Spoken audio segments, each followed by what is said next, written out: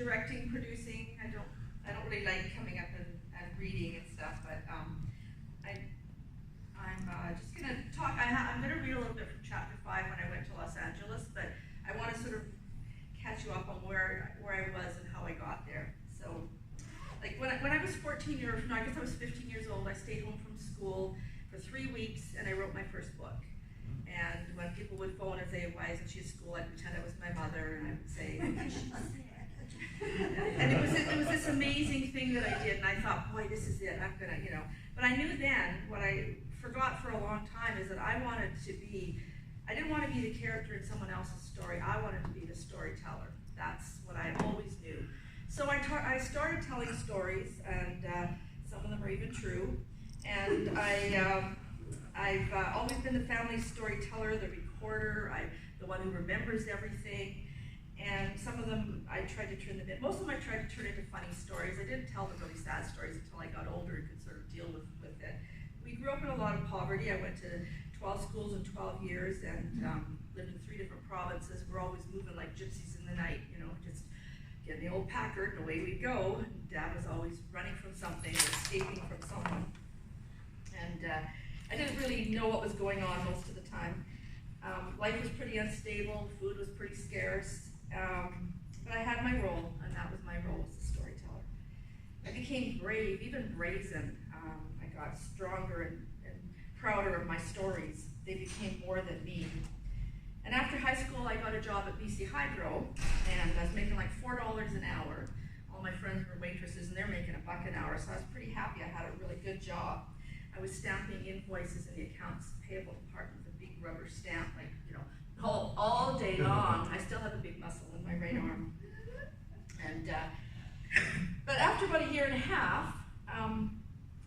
I quit my job there because I'd never been anywhere for 1.5 years. I'd never lived anywhere that long, or never stayed in one house.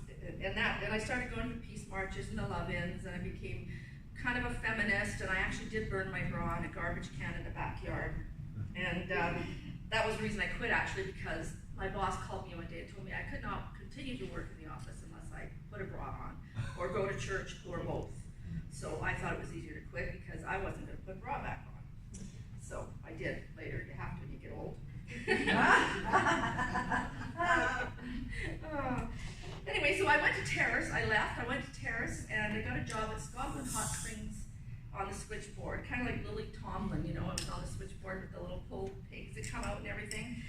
And that didn't last very long either, because one night my boss came down at 3 o'clock in the morning in a white fluffy robe and nothing else, and opened up his robe and asked me to come to his room, and I said, not in your life, buddy. And I knew that job was over, so I left. I left that job. Back then there was no Me Too movement, and seriously, job descriptions should have been, switchboard operator, type 60 words a minute, and be okay with sexual advances, because that's kind of like what the workforce was like for some of us anyway. And back in Vancouver, I looked up an old friend named Polly who was selling Georgia Straits on the corner, and I used to come out at lunchtime at Hydro and buy her a bowl of soup because she was making about $1 a day selling Georgia Straits, was on commission. And I said, I don't know what I'm going to do now. I don't want to get a job. I got a little bit of money from my last job. Let's go do something fun.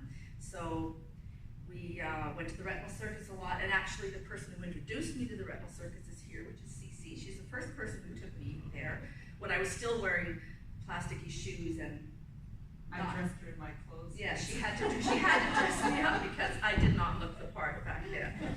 Yeah. But I really loved, so Polly and I started hanging around and doing not very much of anything, but we rented a place on 2nd Avenue. And when we moved in, I knew we were going to be in trouble because the place was haunted. It was incredibly scary. We moved in the first night, and the howling and all the spooky stuff that was going on was really a good excuse to go out and smoke pot. But we couldn't even afford that, so sometimes what was it we did?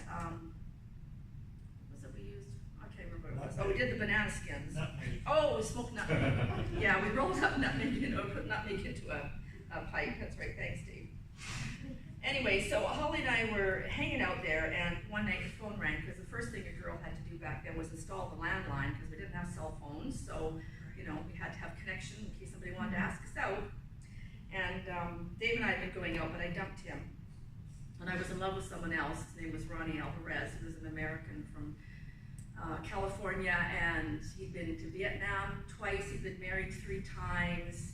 He said he was a neurosurgeon, and he used to sing backup in the for the song "The Lion Sleeps Tonight." You know, the Uwima part. Well, I believed him. I believed him. No one else believed him, of course, because it was kind of crazy. But anyway, he'd gone back to LA. I met him at the Only Seafood Fish and Chips, and or Only Seafood, it wasn't fish and chips. And he called me from LA one night, and he said he really wanted me to come to LA and we'd have some fun. So I said, sure.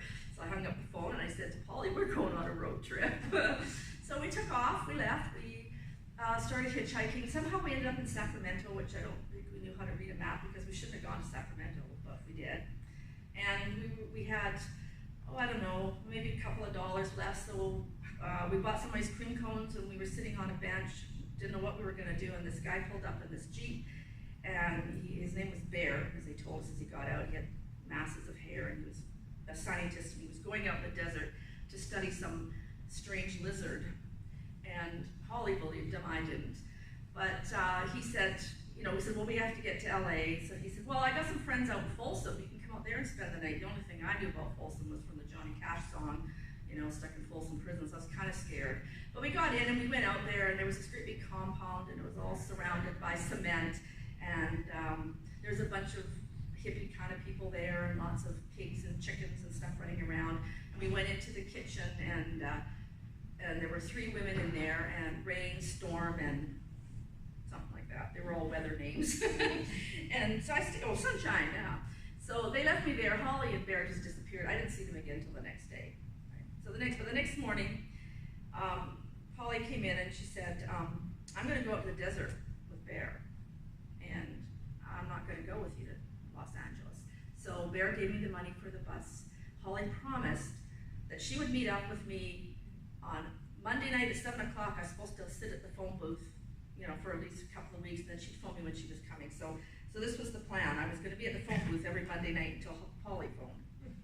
So that's what I did. I waited for her. But when I got to Los Angeles, Ronnie was there, and he met me, and he was just incredibly handsome, and he had an earring in his ear, and he was probably a psychopath, but I didn't know. I just thought, this is really cool. We went to the Spanish market, and he bought food and wine, and we drank wine out of a paper bag, which seemed really strange to me that we're walking through Los Angeles drinking wine out of a paper bag, because the thing I hated about my childhood was Mom and Dad with the whiskey bottle in the front seat in the paper bag, right? So it was kind of, everything I thought I was never gonna do, I was suddenly in the middle of. So Ronnie was a little strange. He had a big machete because he brought it back to Vietnam, and I wasn't allowed to use it for cutting anything, right? So, and during the day, he'd leave every day, and he'd go off and do day jobs.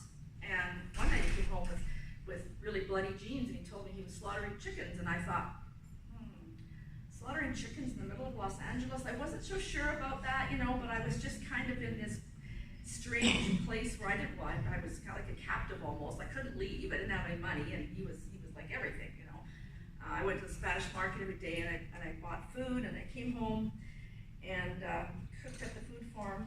But I was beginning to realize, even though I had phoned my dad and asked for my birth certificate, because I was going to marry Ronnie, and so I phoned my dad. I was waiting for my birth certificate, and it's a really good thing that night at 7 o'clock, that Monday night, Polly phoned, and she was on her way to come back. So that was the good thing. So this is the end of chapter 5. A few nights later, when Ronnie was drunk, he said he killed a